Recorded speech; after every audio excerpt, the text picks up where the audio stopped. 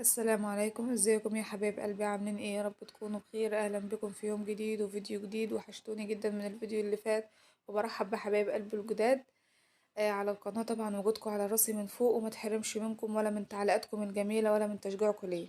هنعمل النهاردة حاجة كلنا بنحبها، الكبار الصغيرين الأطفال، كله بيحبها. هنعمل النهاردة البانيه، بس بانيه الشركات مش البانيه المعتاد بتاعنا. هنعمل البانيه اللي احنا بنجيبه من بره، اللي هو الاكياس الجامبو الكبيره او بانيه الحسن والحسين، كل الماركات دي. هنعمل النهارده بانيه بقى احسن من كل اللي انت هتشتريه من بره، وانا اراهن على كده لان الطعم. انا جبت اللي من بره ودقته، وعملت اللي في البيت ودقته، وهو ما يختلفش اي حاجه. واقولك على التكه الوحيده اللي قابلتني عشان انتي تتفاديها وتاخدي بنفس الطعم اللي بيجي من بره. اول حاجه معايا صدر فرخه واحد، تمام، وهحط عليه معلقتين مرقة فراخ. المرقة السايبة بتيجي من عند العطار، يعني ب5 جنيه ظبطولك الدنيا. تمام. وفي نفس الوقت أكلة اقتصادية واقتصادية جدا جدا، أو يعني هو صدر فرخة واحد هيعمل لك كمية تكفي من 5 ل6 أفراد. هنحط معلقتين كبار لبن بودرة. لبن البودرة اللي احنا بنستخدمه في المعجنات، ما تقلقيش من اضافته، لان هي الاضافه دي هي اللي هتديكي النتيجه واللون المصفر اللي جوه البانيه اللي احنا هنشوفه ان شاء الله في اخر الفيديو. الاضافه بقى بتاعتي هحط معلقتين فيجيتار حار. الفيجيتار الحار ده برضو بيديله لون، وفي نفس الوقت حلو كده وبيدي طعم جميل للبانيه.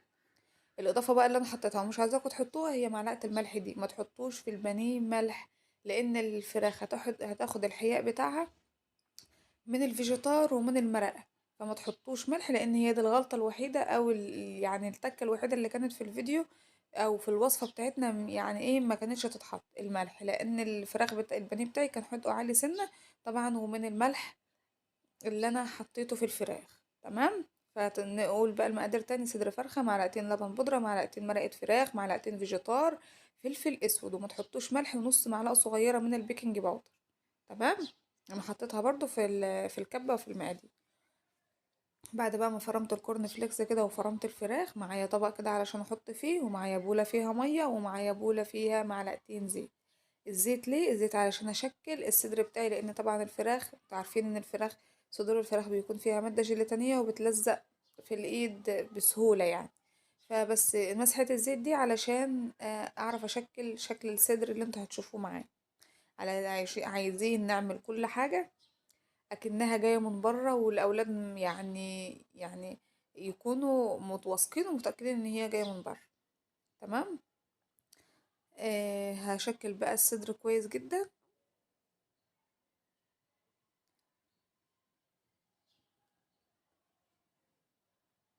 زي ما انتوا شايفين كده، يعني عريض من فوق شوية والجهة التانية رفيع علشان يديني شكل الصدر بتاع الفرخ. تمام. بعد ما خلصتوا كده متقلقوش، الفراخ مش هتفك ولا اي حاجة، لان الفراخ كده كده ساعة ما بتتفرم زي ما بقول لكم المادة اللي فيها دي بتلزق، ما بتتفكش ابدا خالص. هبلها بقى مية وهحطها على الكورن فليكس كده، زي ما انتوا شايفين من جميع الجهات طبعا علشان تتغلف كويس جدا. اهوت من هنا ومن هنا كده. طبعا انت لو عايزة بقى يعني البانيه بتاعك حر بزيادة بقى، تقدري تحطي فيه شطة حمراء. ولو انت حابة تضيفي اضافة الخضار زي البصل، طفل بصل بس يكون متصفي من المية عشان الفراخ ما تسيبش من بعضها، تقدري تضيفي. طبعا هيديكي نكهة، وهيديكي برضو يعني حجم، يعني زيادة في الحجم، وفي نفس الوقت هيديكي طعم حلو برضو. بس انا حبيت النهاردة اطبق لكم نفس الوصفة اللي احنا بنشتريها من بره، والله يا جماعة نفسها ما تختلفش منها شيء، نفسها، بل احسن كمان واطعم وانضف، واحنا ضامنين هي معمولة ازاي. كل حاجة يعني يعني لو انت جربت طريقة البانيه اللي انا قلتلك عليها دي، اللي هي نفس اللي بتيجي من بره، وانت عندك وجبت كده، هتفتحي البانيه وهتشوفيه مش هتلاقي اصلا مختلف في اي حاجه، بل الطعم احسن كمان.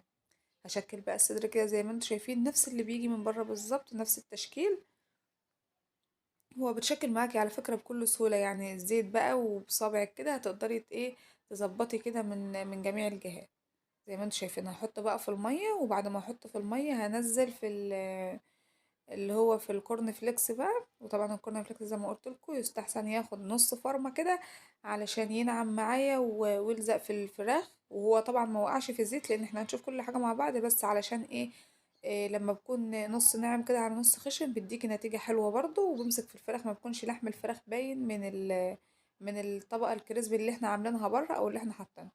طبعا الوصفة دي ما تنفعش بقسماط عادي، لو احنا يعني عاملين بانيه عادي ممكن تنفع انما لو احنا عايزين نطبق نفس الوصفة اللي بتيجي من بره، لازم الكريسبي ده علشان تاخدي النتيجة مضمونة، يعني وشكل 100%، ما تعرفيش تفرقيه عن بعض.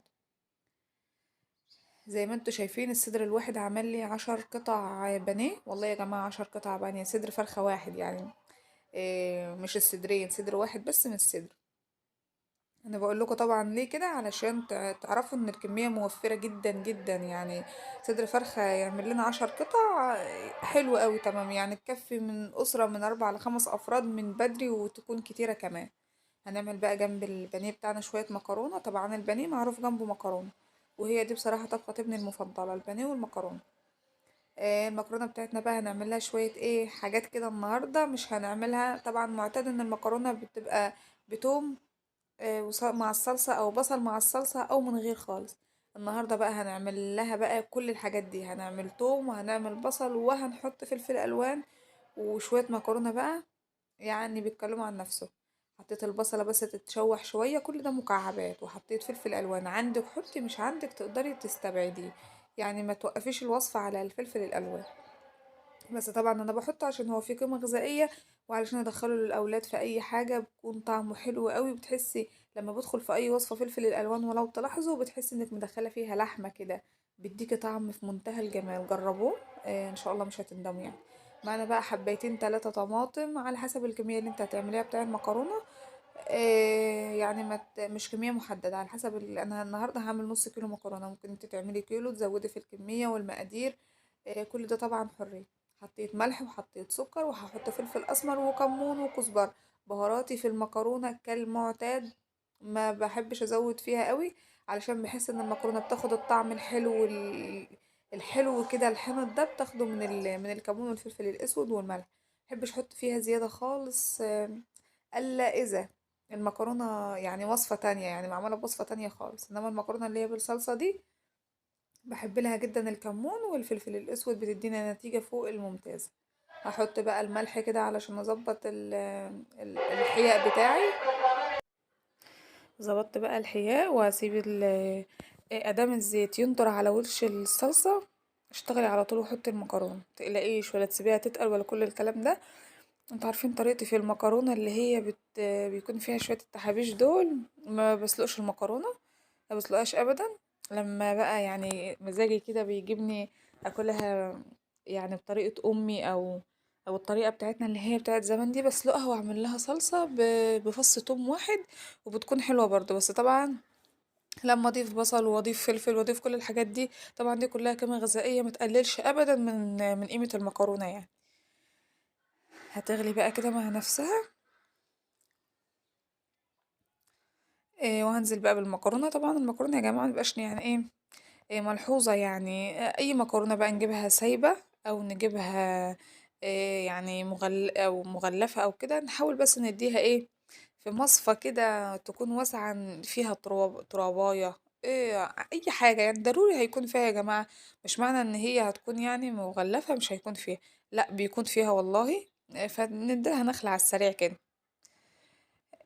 حطيت بقى المكرونة، وهحط بقى شوية مية حلوين كده. والله ما هتعجن، انتوا هتشوفوها في اول الفيديو عاملة ازاي. والله يا جماعة معجنت، ولونها تحفة، وشكلها تحفة، وطعمها جميل، وكل واحدة كده مخصمة اختها، ومش معجنة ولا اي حاجة خالص. طريقة المكرونة دي والله جميلة، وتسهل عليا حاجات كتير قوي.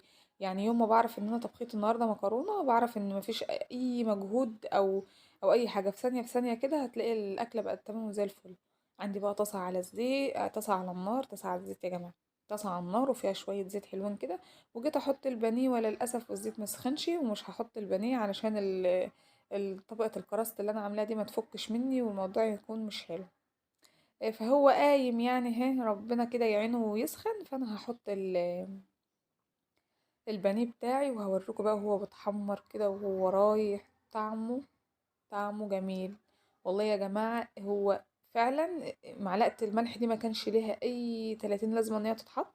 لو عملتوا البانيه بالطريقة دي ما تحطوش ملح، وعلى ضمانتي بس حطوا، التزموا على بقية المقادير، هتديكوا نتيجة في منتهى الجمال. بس ما تحطوش الملح، لان بجد الملح انا زعلت جدا لان هو كان عالي والدنيا ما كانتش تمام يعني. ده كده بانيه الشركات يعني بجد، مش ناقصه اي حاجة خالص خالص خالص. بل احنا القطعة حلوة كده زي ما انتم شايفين، كبيرة كده وشبعانة اللي بيجي كده من بره والله بتحسوه صغير كده، وتحسوه ملان حاجات بس مش عارفة هي ايه. آم، حمرته بقى كده ومفيش اي كراست وقعت منها خالص اهيت، يعني الفتافيت اللي وقع في الزيت دي من الصينيه نفسها. لان لما فات شويه كريسبي مرمتهمش كده، خدتهم ورششتهم ما بين كل طبقه والتانية، علشان الفراخ لما تدخل التلاجة تشد شويه قبل ما احطها في الزيت ما بتعرق. يعني التلاجة بتديلها زي شويه بخار كده. الكريسبي بقى اللي بين الطبقات وبعدها ده هو اللي يشرب العرق، او يشرب الايه، التندية البسيطة اللي بتبقى على الفراخ. انا هحمر على قد الكميه اللي احنا هناكلها. وهقول لكم بقى، هقول لكم يعني هو بجد عامل ازاي، وهفتحه قدامكم وكل حاجه. طبعا انتي الحمار ده براحتك، انتي الفراخ بتستوي بسرعه عامه يعني ما بتاخدش وقت. عايزه بقى تحمريه قوي تحمريه، انا بحب اخليه كده اللون الذهبي الجولد اللي هو الايه، الفاتح، لا غامق قوي ولا يعني ابيض ني ولا كل الكلام ده. كل حاجه في المعقول بتكون حلوه يعني وكويسه. شوفوا بقى الإضاءة جوه يا جماعة مش حلوة بالمرة. الإضاءة هنا بقى هو ده البانيه بجد اللي أنا طلعته تحفة. شوفوا من جوه عامل ازاي جميل ومستوي. آه، يعني ما يختلفش عن اللي انت بتجيبيه من بره يعني. بجد والله طعمه في منتهى الجمال وشكله وكل حاجة، يعني هو كل حاجة. يعني انت لو عملتيه على فكرة مشروع يبقى مشروع مربح جدا. حلو. المكرونة بقى زي ما انتم شايفين، شوفوا جوسي طرية مش معجنة. يا رب بقى يكون الفيديو عجبكم، ما تنسوش تعملوا لايك واشتراك في القناة لسه مشتركش. بس